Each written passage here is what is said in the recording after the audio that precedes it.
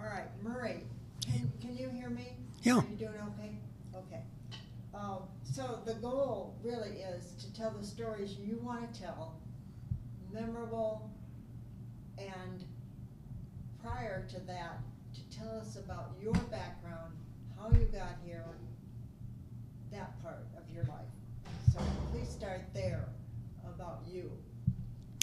Okay. I came to University Circle in 1967 or 8, I've forgotten. And but it was the year that Case and Reserve merged. I came to work for Neil Carruthers, who was the first president of what was then called University Circle Development Foundation, but is now called University Circle Incorporated, but it's the same corporation. And my first job was to straighten up the parking operation, which was pretty bad, and we were unknowingly losing a lot of money with the parking operation and the police department. And so I had Ernst & Ernst come out, where I had been working before I came here, and had Bill Pritz do a study of the parking operation. He said, "You know, Murray, you're technically bankrupt here. You don't have enough money to keep going this way." And I said, "Well, that's why we've got to redo this parking and the police." And so we did the study, and it turned out we were technically bankrupt. And Mr. Carruthers took a job over at the Cleveland Clinic, and I was made acting president for a couple of years while we were reorganizing and straightening things up. And that's a little of the background that's pertinent to this operation. And I'll start one of the stories now, which began shortly after I was the acting president. And we had a man and his family who owned something called Adele's Bar, and maybe it was a grill too. And one day he came in and he said, "Well, I'm ready to collect my money." And I said, "What money is this?" He said, "Well, we sold this to you, and this is the closing date." And I said, "Well, I was unaware of that." And I said, "How much is it?" And he said, $90,000. And I said that I would need a day or two to check this out. And so it was true. We had a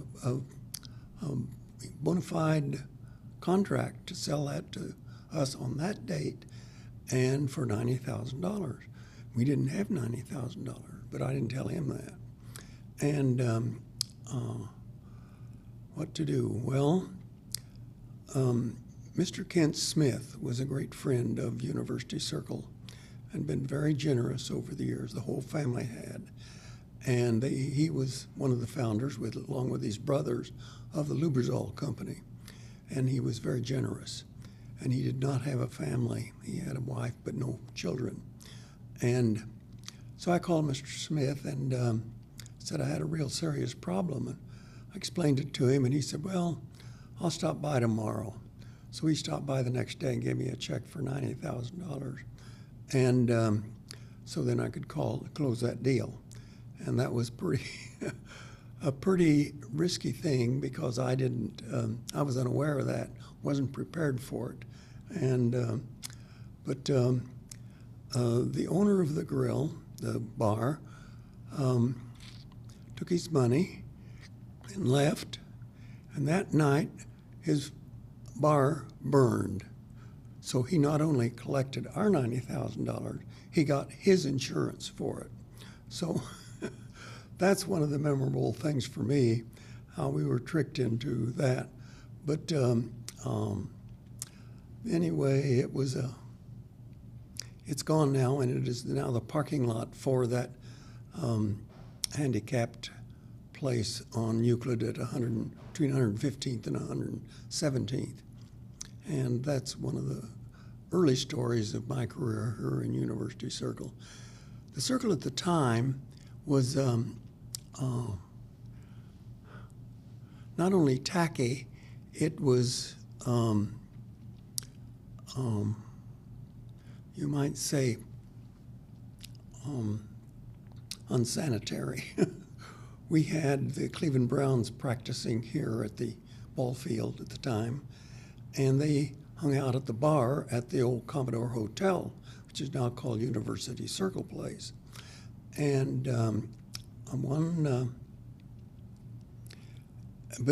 if you know anything about the professional sports, you know there's a funny group of people that follow them around. When I say funny, I mean they're not your favorite friends. And there were pimps and prostitutes in particular, and gambling going on in the bar. But I never knew what kind of gambling. But I suppose a numbers game of some kind.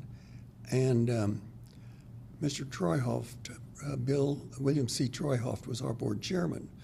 He said, "Murray, we got to do something about this. We got to get that out of here." And so happened the Browns just moved to, I think, Hiram at the time. And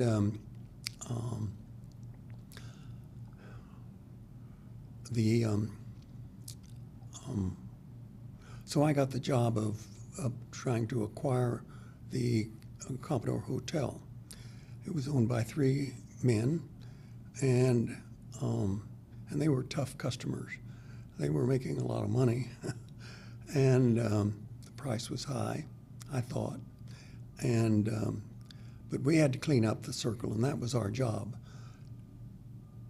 University Circle University Circle Development Foundation was a nonprofit at the time, and we was always been the nonprofit. But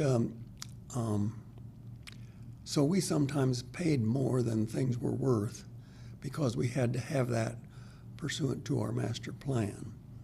And we therefore did pay a rather handsome price for the building. And then it was my job to clean it out. And I got most everything out except the bar. I could not get that goddamn bartender to leave. And I had lawyers write him letters, and he just ignored them. And one day I ran into Jackie Presser down at the University Club. And Jackie Presser was head of the Teamsters Union, as you remember. And he was about the size of this desk, or maybe twice the size of this desk. And when he puts his arms around you, I'm a pretty small guy. You felt that. And he said, "What can I do for you?" And I said, "I've got a problem out there in this circle. I can't get that damn bartender to vacate the properties." And he ignores the lawyers, and I don't want to go to a lot of expense. And he said, "I'll send someone to see you." So the next day, a great big fella came in who was a boxer. And he was the bodyguard for Jackie Presser, and he was also a professional boxer. He had won the Golden Gloves in London some years before. And he was from Little Italy, and he was a very interesting guy. And he said, he came out and he said, "What can I do for you?" And I explained. He said, "We go to the basement." I said, "What do you mean we go to the basement? What's wrong with my office?" "We go to the basement." "Well, I know when we want to go to the basement." So we went to the basement. And when Jackie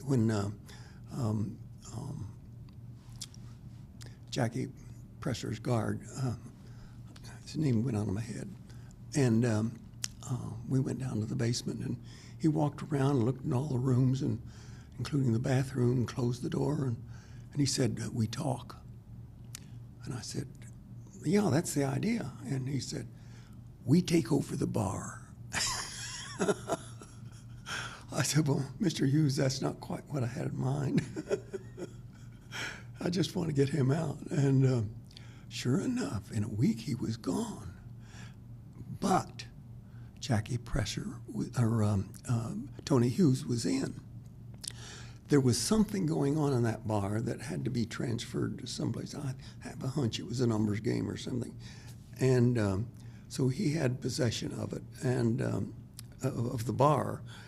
And he said, I'll be out, I'll be out. So I waited, and sure enough, in a week or two, he was out. But Jackie Presser and, Tony Hughes and I got to be pretty good friends. He was a really nice guy. He was, how would you describe him? Well, a lovable Italian character, and he was that. And Presser had a siren on his car, which Hughes drove, and Hughes carried his kids around, and they always loved to hear the siren go off. So if you heard a siren and it sounded like a police car, it was Jackie Presser. Well, that was kind of fun. And That is a fun story. yeah, Very fun.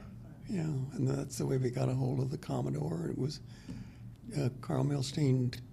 We sold it to him on the condition that it be rehabbed and a respectable rental place, which it was and still is. And UCI bought it back many years later after my time, and they spent some more money rehabbing it again, because that happened in 1970. My story did. I happen to remember that because that was the, I think it was 1970. Another story I'd like to tell you involves the Wade Oval. When I came to the Circle, it was pretty tacky. Everything was kind of tacky, I thought. And it needed to be cleaned up. So we got the master plan made. That's what people always do. The first thing you do is make a master plan. And the board hired a firm from Boston to do the master plan. And it was called the Adams, Howard, and Greeley Report, done in 1957. And I think we should acknowledge that Mrs. William Mather was the brainchild behind the master plan, I think, and she paid for it. It was $75,000, 1957, and it called for a lot of things, but master plans are made so they can be amended, and it was amended many times because we had a lot of opposition from those who preferred the status quo for their own reasons. And but one of the things that was really bad was the Wade Oval. That Mr. Wade had given that piece of property along with the 75-acre park that he gave and he designated where the art museum was going to go at the end of the lagoon. It's really not a lagoon, it's a pond, but we call it a lagoon, sounds better.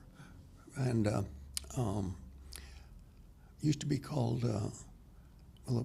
that property, including the pond, was owned by Mr. Kozad, Samuel Kozad. And so I'm told that by his family that it was called Uncle Sammy's Frog Pond, but now we call it the lagoon, if you don't mind. And but the art museum's down on the north end of it, and but there was this Wade Oval, and there was a garden club that had 10,000 roses in the Wade Oval, but it had been ignored for years, and there were 8 light posts around it, I remember, and it just had to go. So I think it really started with the Natural History Museum, went to the Art Museum and said, we got to do something, got the Garden Center involved, and then they came to me and said, we need to get control of this land, which belonged to the city. And I worked with a lawyer at the Cleveland Museum of Natural History, and that's where the 1970 came in. I remember that lease. And we had the lease drawn up, and the city accepted it. And then Dave Swetland enters the picture. Dave Swetland was a son of some real estate people here in Cleveland who did a lot of real estate downtown. Made quite a considerable amount of money. And Dave's wife, was only about 40 years old at the time, was had cancer, and she died. And he wanted to leave a memorial for her. So he put up, I think it was $170,000 to clean up the oval. So we did. We put in a sprinkler system. We put in a walkway and all new grass, and took out the old junky trees and the flower garden. And it became, but he did not want to have a lot of action on that. He saw that as a place where he could, people could go for relaxation. And so he saw it as more of a retirement place than an activity place. And it worked that way till 5 years ago. We got a director, a president of UCI named Ronayne, and Chris Ronayne, and he wanted to bring action into the circle. I should have put in a parentheses here that University Circle Development Foundation was a land bank, basically. We can talk about land banks today, but we didn't then. And but UCI's purpose was to, or UCDF's purpose was to buy the land that was necessary for the existing institutions to expand and provide parking, and it was also for some new institutions and for the other land. And so that was the master plan, basically, and so Dave Swetland played a key part in getting the oval started, and then Chris Ronayne. But I should say that we had already completed nearly all of the property acquisition that was necessary. So UCI needed a different focus. And Chris Ronayne was the ideal guy to do that. He's had a very creative mind. It was so fertile you couldn't keep up with it. And he always had things working. And he wanted to bring in lots of people to the Oval. Well, that was one thing that Dave Swetland didn't particularly like, but Dave was then over 90, and he didn't last very much longer after this. But they did make it a very good, interesting family place with bands on Wednesday evenings and different bands. I call them bands. They were noisy things, that people like. And it works beautifully. But since the city owned the property, I thought, well, why don't we get them to pay for the water, for watering this place? So that was included in the lease, and we now have, we now have a 99-year lease. Come to think of it, it was 97 years. It took us a couple of years to do this. And and that was 1970, so we got that for a while to go. But that was a great asset to University Circle and gave us a focal point for activities to take place. That's one of the things the university itself, Case Western Reserve, has not had forever. And they're going to build now a student union, finally, like Cleveland State. That's a very important thing. I went to the University of Minnesota during the war when I was in the military, and that was a long time ago. But I still remember the student union and how active it was, and how imposing it was. And someone could always stop by and play the piano, or you could read, or you could do your studies. We didn't have computers, of course, but it was a very busy place. And I think the Circle provides a center of gravity for family groups and we see a lot of very young kids over there running around. It's wonderful. And they have their parents, of course, and that makes it wonderful. And Case will now get its student union going, I hope, this year. And so there's some activity that's going on in the circle that is very useful and productive.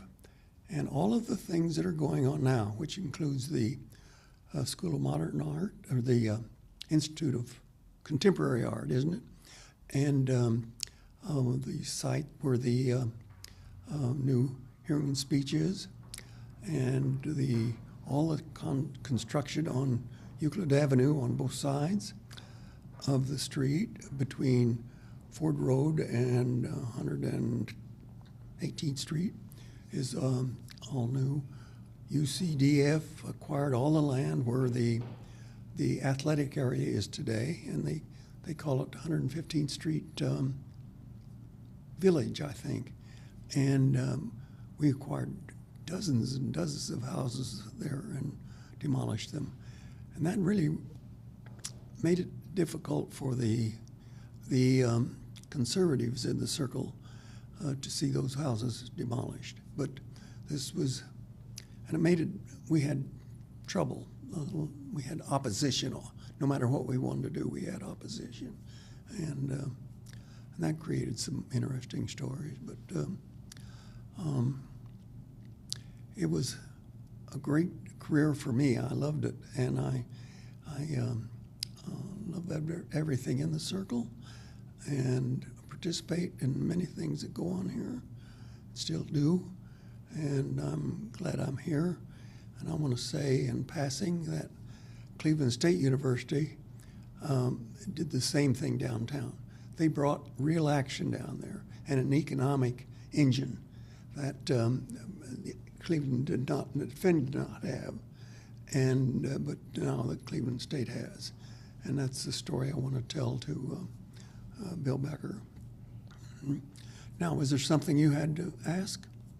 No, that was terrific. There was lots of that we have not covered in the film in the way that you could, and so that's good. That's wonderful. Those stories are terrific. Did anyone cover the social revolution in the late 60s and early 70s? Well, we have, as I said, we have Adrian Lash-Jones talking about living in the area. We have the Jewish population discussed. You have written about that, I'm sure. And no, not per se, but so. Is my 20 minutes up? You could keep going if you want. No, yeah, we're okay. Nobody's here yet. Well, yeah, Bee's out here. I know, but she's being interviewed in the next room. Oh, I see. One of the things I would like to ask you, because we did have discussion about what happens when you do have institutions buying houses, therefore the community of neighborhood changes. Yes, absolutely. The whole character. Talk about that for a minute. 1 second. Let me, if you don't mind, close the door so that we don't get the outside sound that's coming in. Because That should help. Chris was talking about that partially. Yeah. Yeah, that's always a problem in any master plan. When you start to take down old houses, somebody's going to say it's historic, we got to keep it. Well, we'd sure have a lot of historic houses in Cleveland preserved if that were the case. We've got them because they're all old. Anyway, yeah, there were two pockets of resistance kind of organized in an informal way that opposed whatever UCI wanted to do. And one was on 115th Street between Cornell and Mayfield. And that was they were all homes except for an apartment building, 2 apartment buildings. And the other was on Hessler Road, because in the original master plan, that was to be acquired for development for the university. And I must say that their opposition was very effective, and they did preserve 115th Street, And UCI had owned it all at one time, except one house, and the apartment building on the corner of Cornell. And but now, and I think it was a fine idea. I mean, it's nice to have that old community there. And the same for Hessler. I think that's fine. And they keep it up. They're called historic districts, or at least Hessler is. And it gives it little pockets of residential people that add to the community. A nice community life. But let me tell you, they knew how to fight. And back in the 50s, University Hospitals built a garage on what was then Abington Road, which now disappeared. But then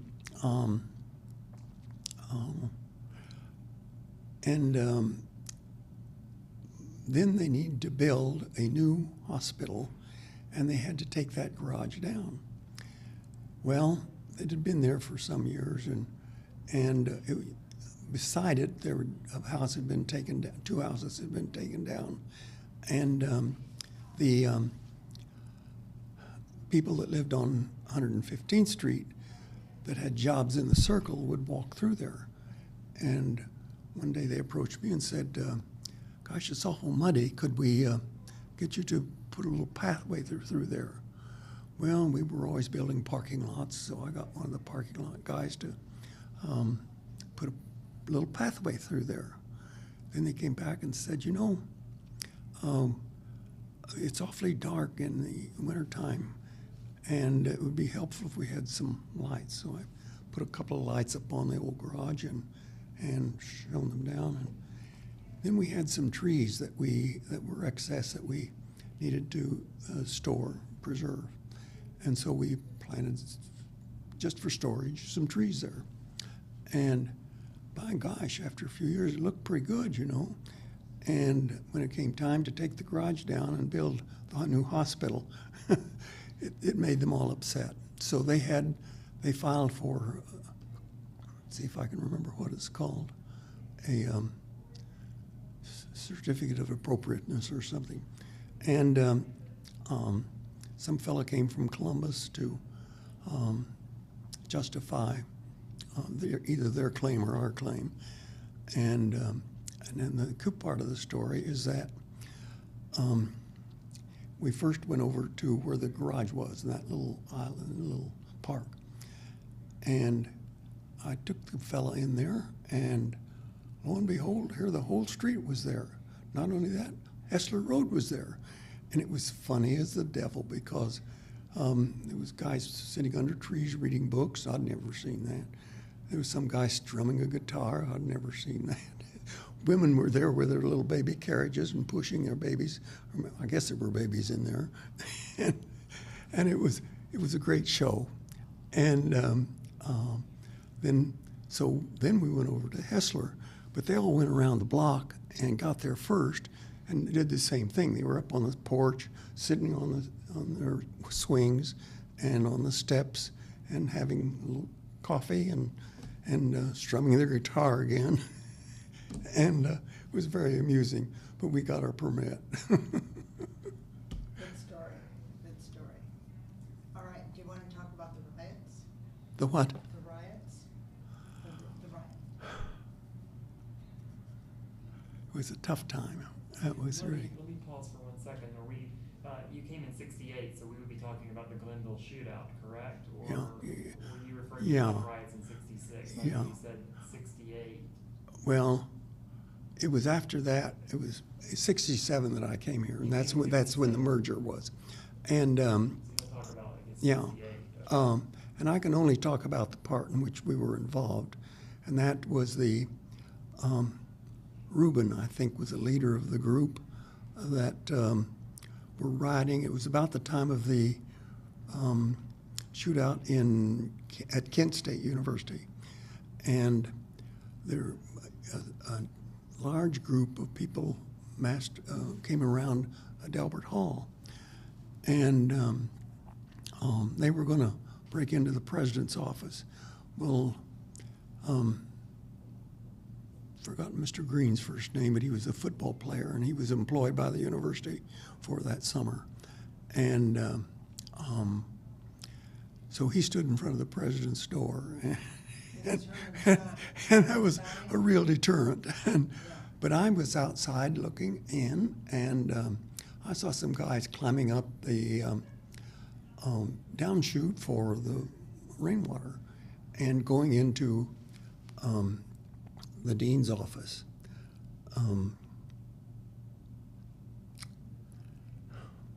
It's terrible. But so I ran around and went up and got into the dean's office and stayed there, but to deter them from doing anything. And they did. They were really just students that were mad, angry at society and whatever was on their minds. And but they behaved while I was there and did not do anything untoward. And Mr. Green kept them out of the president's office. And that's one of the things I recall very vividly. That was Herman Stein. Herman Stein, I couldn't think of his name at the time, right. And Herman Stein really brought them under control. The president at the time had only been here for a short time and stayed for only a short time. His name was Morse, wasn't it? Morse. You remember? Morse. And he was, I'd worked pretty closely with him on the parking and the police operation, but he was good at it. I mean, we got a deal made, but he didn't know how to handle this riotous group. But Herman Stein did, and so he stepped forward and took over and soothed the crowd, and finally dissipated, I guess. I have a question about, I didn't realize you were going in that direction. That's also really interesting. Do you recall anything that was done at the time of the Glenville shootout that was just north and east of University Circle? I know that in the Huff riots there was a lot of concern that it would penetrate the circle. Yes, What can that you was say about 68? that came well, I'm not sure about the dates, but I remember bringing my family down from where I lived up in Shaker, and I have 5 children, and I wanted them to see what was going on. So we drove down Liberty Boulevard, and they were bivouacked on the park area there, the old original park that was there from the early part of the 20th century. And there was a machine gun nest up on the top of the Cleveland Museum of Natural History. And that made an indelible impression on me, and to think that this was happening in America. And that's about all I can recall of that would be pertinent. Other observers would be better to interrogate. Some of the activity was in East Cleveland where the Reverend was killed, and we don't remember that. Mm-hmm, mm-hmm, yeah.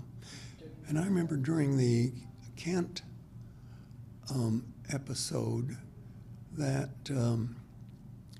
the students here dug some graves on right off Euclid Avenue behind Severance Hall and Twing Hall, and fake graves, of course, but symbolic of what was going on. And the heat was getting hot. Mm-hmm. It was a hard time. Mm-hmm. It was indeed. Mm-hmm. Can you recall some of the circumstances surrounding the 1970 plan for University Circle that created UCI? Sure. Specifically? Sure. Now, I was not here at the time, but that was 1957. No, not that one. I mean, in 1970, there was a Walker, now forgetting the name of the firm. There was another firm brought in 1970 Well, to do a new study. I'm very familiar with the 57 study, and somewhat familiar with the 71. Every time you get a new president, you get a new study. And about that particular study, I don't know, I think it, well, let me talk about the 57 study. It was because there were some events there that were interesting, and one should be recorded. The original plan was to put the parking out and have all the institutions in, and then bus them back and forth. They do that in some universities, like in West Virginia. They got a monorail there, it still works. And we talked about that indeed. And at any rate,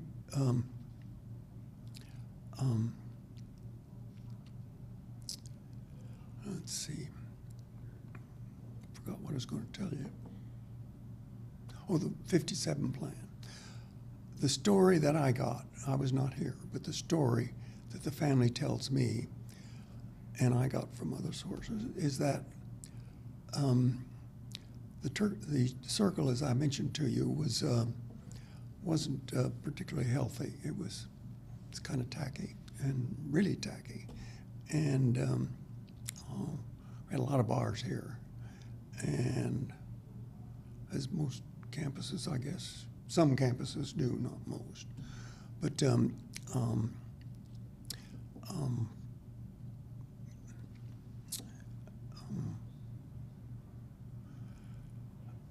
the Mrs. Keith Clinton was president of CASE. Jack Morris, Jack Millis was president of Western Reserve, and Stan Ferguson was head of University Hospitals. And Mrs. Mather got them together and pointed out that we needed a master plan. Now, whether she suggested that or whether they brought her in and suggested that, I'm not sure. But the fact is, she was the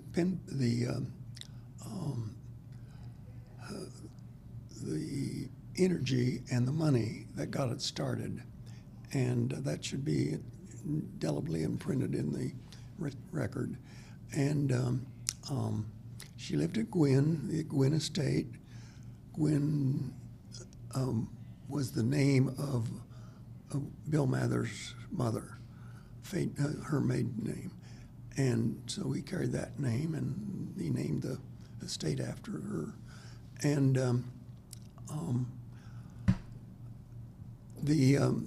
so it was agreed that she would pay for it.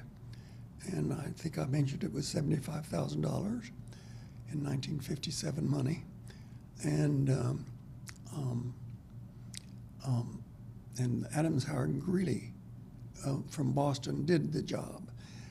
And one of the men that was on that committee was Larry Anderson, Lawrence Anderson, who was dean of the School of Architecture and Design at MIT.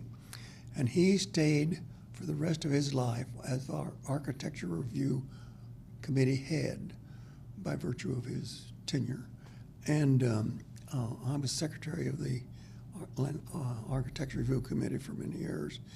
And they came up with a plan, and I guess the story I wanted to tell was that it included this circle that went around. And it really wasn't a great idea. And but we did build part of it. And when you go down by the railroad track on the south side of Delbert Hall, south side of the hospital, you'll see the part that was built, which just goes along the railroad track up to Cornell, pretty short. But the plan was to take it up on the north campus, and there were many wonderful trees there. We called them Washington Oaks, and named from President Washington, because they were presumably here at that particular time. And when the students found out that they were going to take those trees down, the roof caved in, and Chicken Little was right. Sky fell, and that plan was changed, never implemented, and that was a good thing. The Washington Yes, to the best of my knowledge. And I heard that at one time the university was going to take them down and build some tennis courts. And I did a naughty thing. I called Mrs. Kent Smith, Thelma, and said, Thelma, I've heard a rumor that these trees are coming down, but there are magnificent trees. She was a great tree woman and gave us a lot of money to take care of our trees. And I said, I wonder if you could check that out and see if that's true. She said, I will. And I think the oaks are still there. Yes, they were powerful people. If you talked to them, they could move Yeah. things around. I knew she could do it. She was, Oh, she was a wonderful woman. And so was Mrs. Mather. yes, you're, William Mather. well, both of them, yeah, they were sisters. The role of women has been very strong. Oh, you couldn't have done it without the women. Right, the men went to work, the men had the dream, the women implemented some dreams. That's right. And you know those dreams, after you make so much money and you built the biggest house that you want, and you built her all the furs and diamonds she ever wanted, then what the hell are you going to do with your money? Well, they have different objectives. Some are interested in religion. Some are interested in universities and education, as Mr. Stone was. And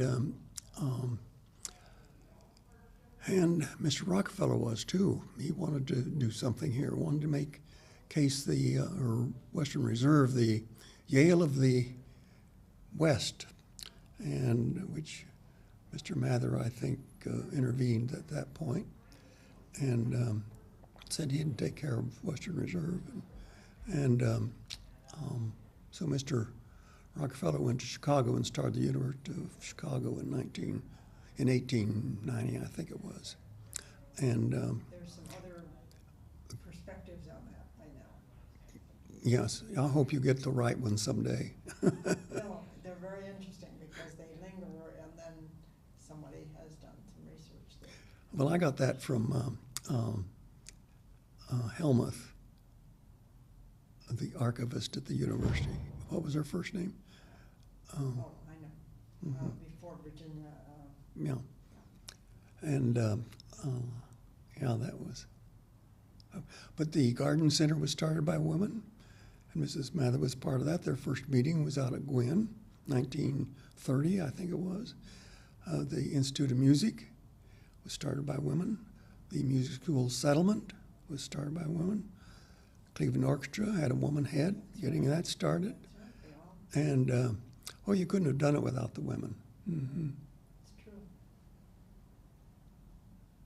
We all agree. Gladys tells that story in the film. Does she? Well, she'd have a better handle on it Well, she than wrote, I. she wrote about Flora Stone Mather. Yeah. Flora Stone Mather was a remarkable woman, but and her sister Clara, who married John Hay, and she married Samuel Mather. They were a powerhouse, Yeah, and they really were. of course they came from Mr. Stone's money, which was considerable. I'll give you a quote I read one time that Mr. Rockefeller said of Mr. Stone, who apparently didn't have a lot of friends, but was very influential in Cleveland. And he, Mr. Rockefeller is reputed to have said that he's going to die the richest man in Cleveland, or in Ohio, and he's going to have the smallest funeral.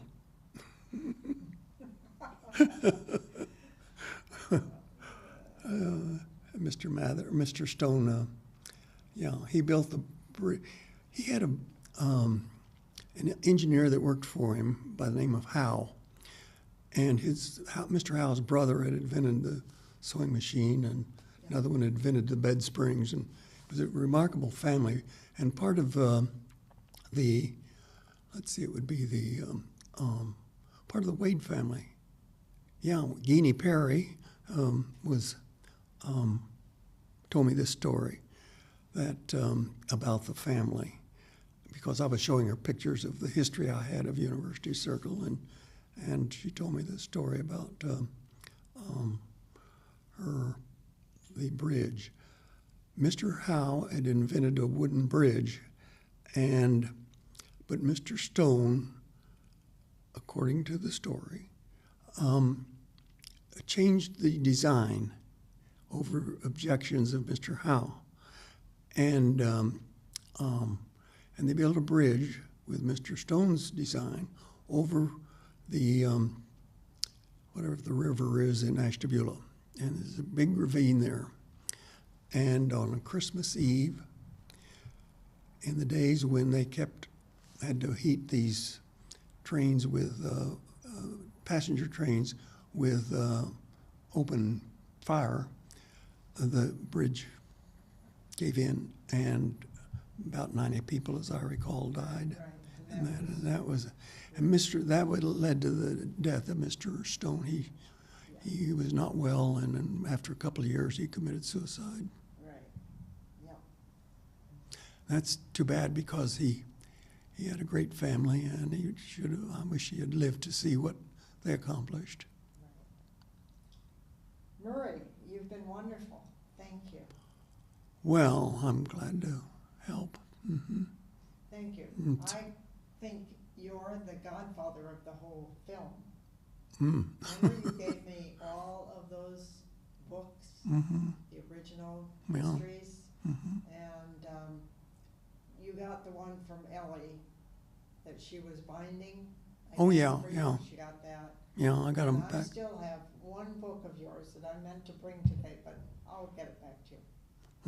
Well, I haven't missed it. Shouldn't tell you that. Okay, well, thank you. Okay, guys. very much. Well, it was a great pleasure for me, and I appreciate the opportunity. Good.